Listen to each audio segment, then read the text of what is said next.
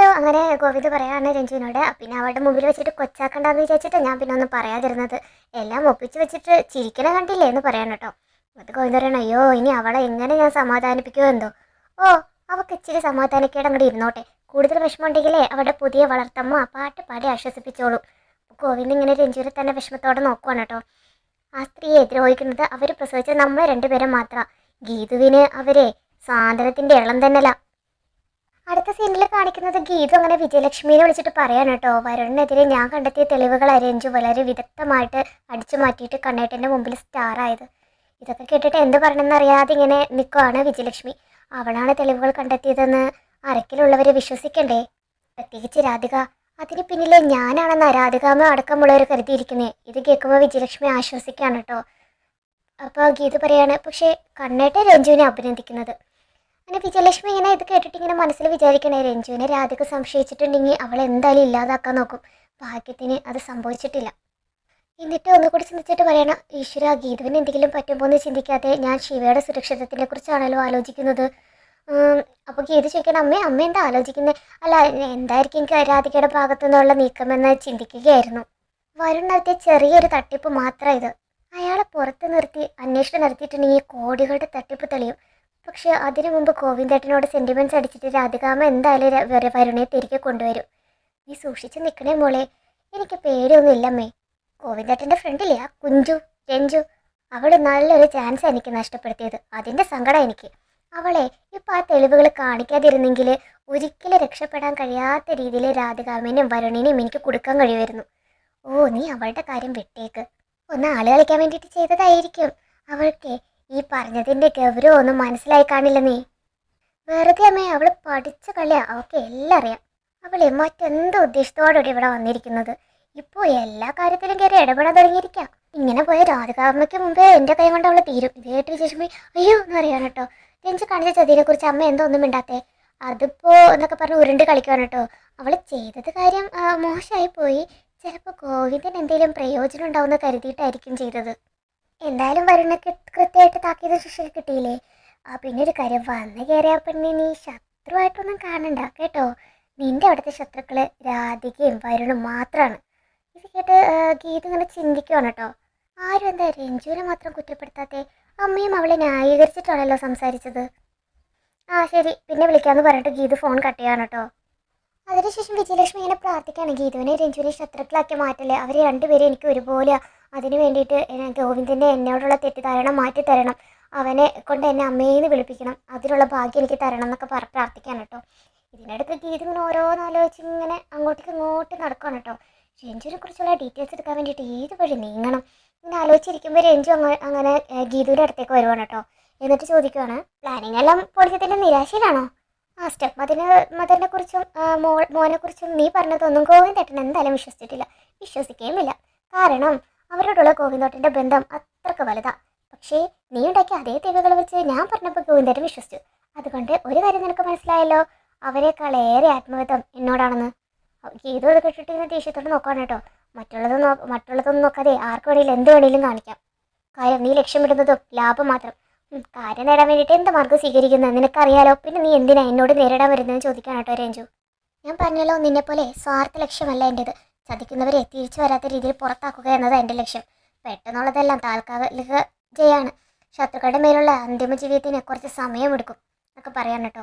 അപ്പോൾ രഞ്ജു പറയാണ്, നീ വിചാരിച്ചാലേ വാചക കസരത്ത് നടത്താന്നല്ലാതെ ഗോവിന്ദനെ വിശ്വസിപ്പിച്ചിട്ട് രാധികനെ വരുണിനെ പുറത്താക്കാനൊന്നും കഴിയില്ല. നീ പറയുന്നത് എന്തായാലും ഗോവിന്ദേട്ടൻ വിശ്വസിക്കുമില്ല. നിന്റെ കയ്യിൽ എന്ത് തെളിവുണ്ടെങ്കിലും നീ അത് എന്നെ ഏൽപ്പിക്കുക. അത് വെച്ചിട്ട് നിന്റെ ലക്ഷ്യം ഞാൻ നടത്തി കാണിക്കാം. അതിനെ രഞ്ജുവിൻ്റെ സഹായം എനിക്ക് ആവശ്യമില്ലെന്ന് പറയാൻ കേട്ടോ ഗീതു. ഒറ്റയ്ക്ക് നിന്നാണ് ഞാൻ ഇതുവരെ പോരാടിയത്. അതിൻ്റെ റിസൾട്ടും എനിക്ക് തന്നെ കിട്ടിയിട്ടുണ്ട്. അതുവരെ ഇനിയും അങ്ങനെ തന്നെയായിരിക്കും എന്നൊക്കെ പറയാൻ കേട്ടോ. ഇപ്പം നിനക്കിവിടെ പിടിച്ചു നിൽക്കാൻ പറ്റും. ഗോവിന്ദേട്ടൻ്റെ ജീവിതത്തിൽ നിന്ന് ഏത് നിമിഷവും ഇറങ്ങി പോകേണ്ടവളല്ലേ നീ. നീ ഇവിടെ കണ്ണേട്ടാന്ന് ഒലിപ്പിച്ച് നിൽക്കുന്നത് വെറും ഒരു കോൺട്രാക്റ്റിൻ്റെ ഭാഗമായല്ലേ എന്ന് ചോദിക്കുവാണ് കേട്ടോ. ഇത് കേട്ടിങ്ങനെ ഞെട്ടി നമ്മുടെ രഞ്ജുവിനെ നോക്കുവാണ്. നീയും ഗോവിന്ദേട്ടനും തമ്മിലുള്ളത് ഒരു കോൺട്രാക്ട് ഭാര്യയല്ലേ, കോൺട്രാക്ട് ബന്ധമല്ലേ. ഒരു ഭാര്യയും ഭർത്താവുമായിട്ട് കുറച്ച് നാളത്തേക്ക് ജീവിക്കാമെന്നുള്ള ഒരു എഗ്രിമെൻറ്റ്, അതല്ലാതെ മറ്റെന്ത് ബന്ധമാണ് നിങ്ങൾ തമ്മിലുള്ളത്? അപ്പോൾ ഇത് ചോദിക്കാണ്, ഇത് നിന്നോട് ആരാ പറഞ്ഞത്? പറയുക, ആരാ പറഞ്ഞത്? ആര് പറഞ്ഞാലെന്താ, സത്യമല്ലേ. നിങ്ങളുടെ ഡിവോഴ്സ് കേസ് കോടതിയിൽ പരിഗണനയിലല്ലേ. ഇത്രയും ഡീറ്റെയിൽഡ് ആയിട്ട് ഈ കാര്യം എന്നോട് പറഞ്ഞത് ആരാണെന്ന് ഇപ്പോൾ നിനക്ക് മനസ്സിലായി കാണുമല്ലോ. ബാക്കിയൊക്കെ പുറകെന്ന് പറയാണ് കേട്ടോ. അങ്ങനെ രഞ്ജു അങ്ങോട്ടേക്ക് നടന്ന് നീങ്ങുവാണ്. ഗീതു സങ്കടവും വിഷമവും ദേഷ്യമൊക്കെ സഹിക്കാൻ വയ്യാതെ ഇങ്ങനെ ഓരോന്ന് ആലോചിച്ച് നിൽക്കുകയാണ് കേട്ടോ. ഇത് അവളോട് പറഞ്ഞത് കണ്ണേട്ടനാ, ഇതങ്ങനെ വെറുതെ വിടാൻ പാടില്ല എന്ന് പറഞ്ഞിട്ട് ഗീതു അങ്ങനെ ഗോവിന്ദിന്റെ അടുത്തേക്ക് ചെല്ലുവാണ് കേട്ടോ. അങ്ങനെ ഒച്ചത്തിൽ കണ്ണേട്ടാന്ന് വിളിക്കുമ്പോൾ ഞെട്ടി തിരിഞ്ഞ് നോക്കുവാണ് കേട്ടോ ഗോവിന്ദ്.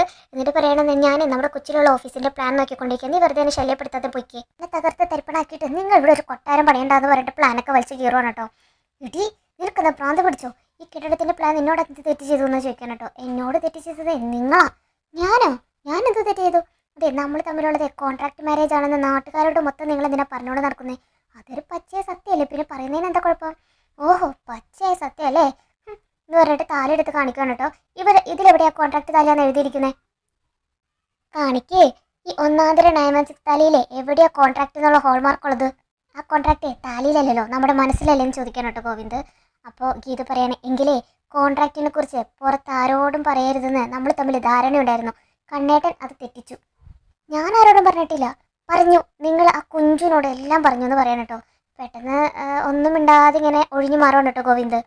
കോൺട്രാക്ട് മാരേജ് ആണെന്ന് മാത്രമല്ല, നമ്മുടെ ഡിവോഴ്സ് കേസ് കോടതിയിലാണെന്നും നിങ്ങൾ പറഞ്ഞു.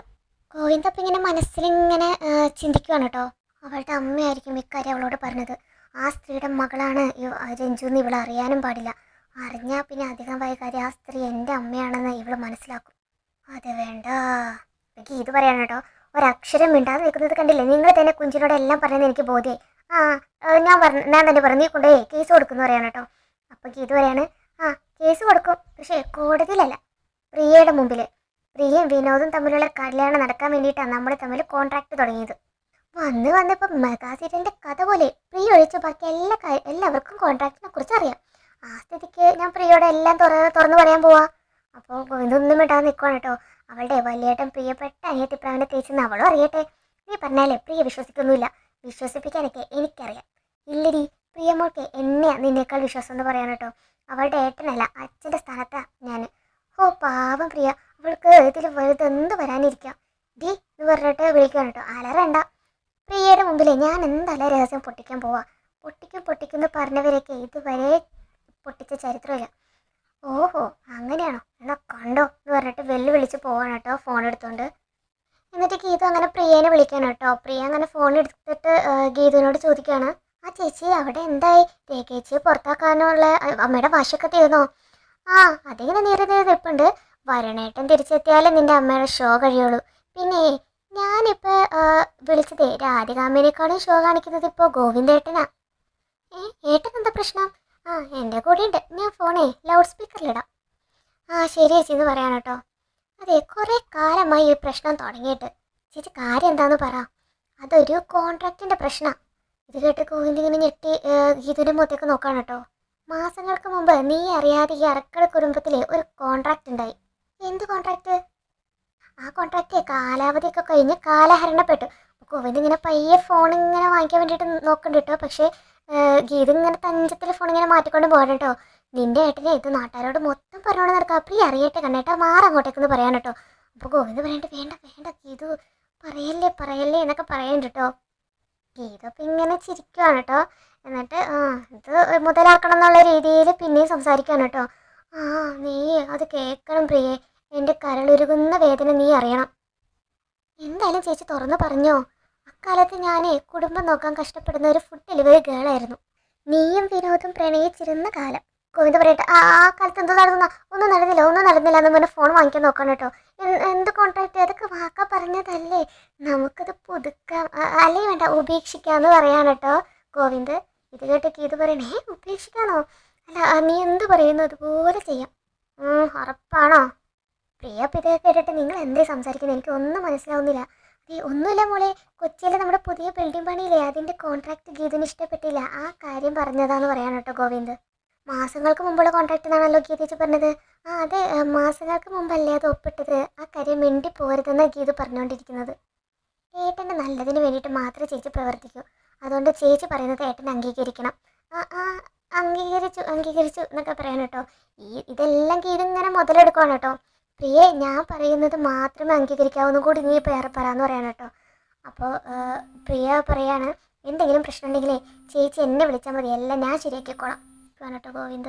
അങ്ങനെ ഫോൺ കട്ട് ചെയ്തിട്ട് ഗീത ഇങ്ങനെ ഗോവിന്ദനോട് പറയാണ്, പ്രിയ പറഞ്ഞത് കേട്ടല്ലോ, ഇനി മേലിലെ കോൺട്രാക്ട് മാരേജ് ഒന്നും മിണ്ടി പോരുത്.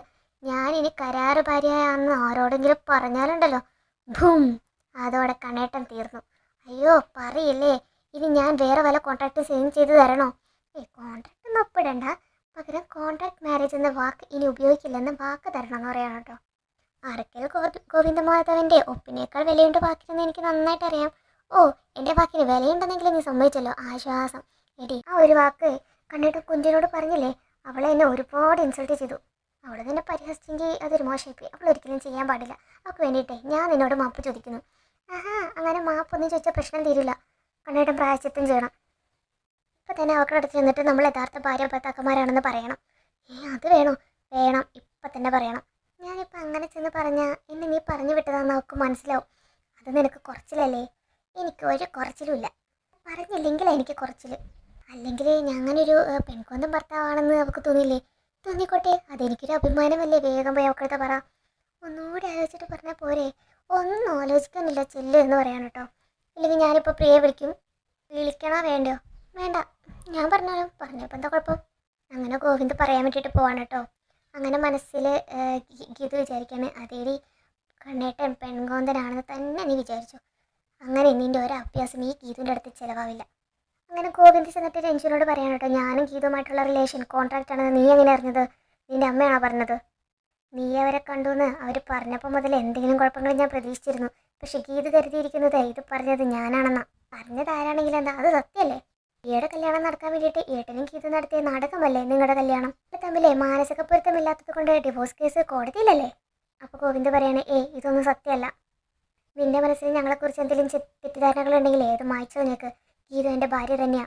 എന്നോട് ഇങ്ങനെ പറയണമെന്ന് ആവശ്യപ്പെട്ടത് അവളായിരിക്കും അല്ലേ? രഞ്ജു, അവൾ നിന്റെ ഏട്ടൻ്റെ ഭാര്യ, അമ്മയുടെ സ്ഥാനം തന്നെ അവക്കടെ. ആ കറക്റ്റ്, നമ്മുടെ അമ്മയുടെ അതേ സ്ഥാനം നൽകി ഞാൻ ഗീതുവിനെ അങ്ങേയറ്റം വെറുക്കുന്നുണ്ട്. അങ്ങനെ ഈ എപ്പിസോഡ് തീരുവാണ് കേട്ടോ.